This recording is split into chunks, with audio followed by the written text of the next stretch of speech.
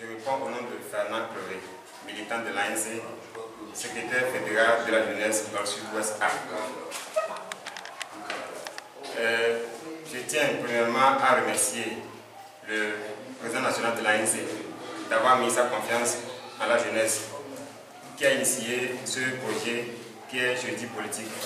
Nous sommes aujourd'hui à l'acte 4. Au premier abord, je tiens aussi à remercier le bureau national de la jeunesse de me faire cette confiance de parler du plus grand parti de l'opposition, l'ANC. Aujourd'hui, le thème c'est mieux connaître l'ANC, sa structuration. Un parti politique s'identifie aux actions qu'il mène, bref, son mode de fonctionnement, et ceci résulte de son idéologie politique. L'ANC, l'Alliance nationale pour le changement, créée le 10 octobre 2010, dont l'un des objectifs est de concourir à l'expression de la volonté politique des citoyens et à leur formation civique en vue de conquérir le pouvoir et de l'exercer pour le bien-être du peuple, a pour idéologie politique la social-démocratie. Quand on parle de social-démocratie, d'emblée, on entend le social, c'est-à-dire la protection sociale, ou encore mieux, si je peux me permettre cette idéologie, le mieux-être de la population et la démocratie, qui selon Abraham Lincoln est le gouvernement du peuple, par le peuple et pour le peuple.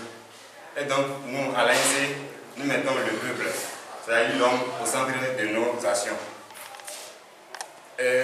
Ce courant, c'est-à-dire la social-démocratie, prône l'État-providence qui s'affranchit à la conception libérale. À l'ANC, nous luttons pour le mieux-être de la population et, de par nos actions, nous œuvrons pour la construction d'une société socialiste avec l'égalité la plus parfaite et où il régnerait la justice avec le respect des principes démocratiques. Ceci se reflète à travers notre mode de fonctionnement. Et j'en veux pour preuve la manière dont le parti est structuré et la manière dont les décisions sont prises à l'interne.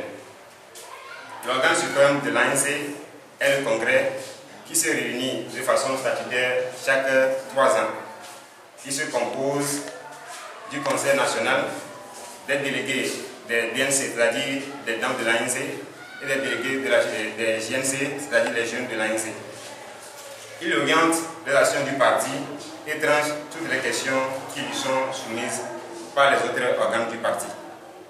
Après le congrès, nous avons le Conseil national qui se réunit entre 2 congrès et qui est composé du bureau national, du conseil des sages, des présidents fédéraux, des délégués fédéraux, c'est-à-dire qui accompagnent les fédérations, des présidents des conseils locaux. Quand je parle de conseils locaux, nous avons les conseillers régionaux, préfectoraux et municipaux.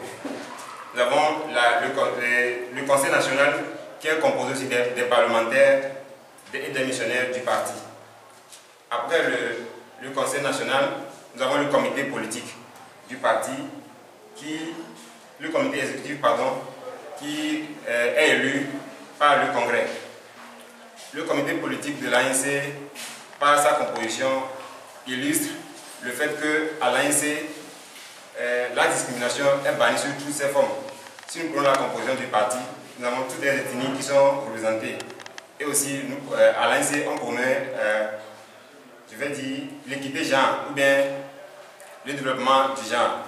Pour preuve, nous avons une deuxième vice-présidente qui est du sexe féminin. Après le comité exécutif qui est élu par le Congrès, nous avons le bureau national de l'ANC qui est composé des membres élus et des membres de droit. Les membres élus sont les membres du comité exécutif et les membres de droit qui sont désignés par les statuts du parti. Le comité politique qui suit le bureau national est là pour veiller à l'application de la ligne politique du parti et qui se réunit pratiquement au cas où le besoin se fait sentir. Et après, nous avons les conseils des sages. Le conseil des sages qui se réunit quand le besoin se fait sentir et qui est là pour arbitrer sur les cas de sanctions autres au niveau du parti. DNC, c'est-à-dire la section des dames de l'ANC, et la JNC, la section de la jeunesse de l'ANC. Après la DNC et la JNC, nous avons les secrétariats nationaux. Je peux dire qui est sous forme de ministères en miniature.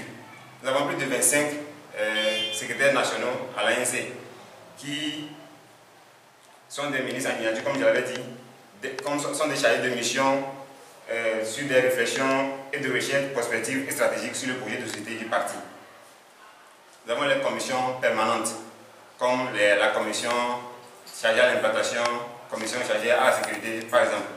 Après les commissions permanentes, nous avons des commissions spécialisées sur des situations spéciales au niveau du parti.